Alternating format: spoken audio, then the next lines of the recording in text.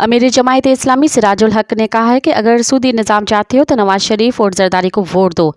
जिम्मेदार पीपी नून league PTI नूरकोट में जलसे से खिताब करते हुए उन्होंने कहा कि बॉर्डर के दोनों तरफ अंग्रेज के बने कानून चल रहे हैं। बिलावल भुट्टो कहते हैं कि तालीम दूंगा।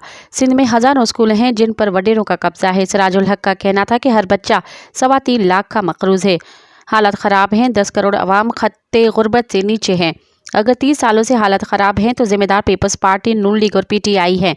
उन्होंने कहा कि अमेरिका का सदर व्हाइट हाउस में रहता है, उससे बड़ा तो हमारा गवर्नर हाउस है। नवाज शरीफ कहते हैं 3 बार बारी ले ली है, 1 बार और बारी दो। आसिफ जरदारी कहते हैं 1 और बारी दे दे। जमायत इस्लामी के अमीर ने मजीद कहा कि ये हुक्मरान आफिया सिद्दीकी को आज़ादी नहीं दिला सके।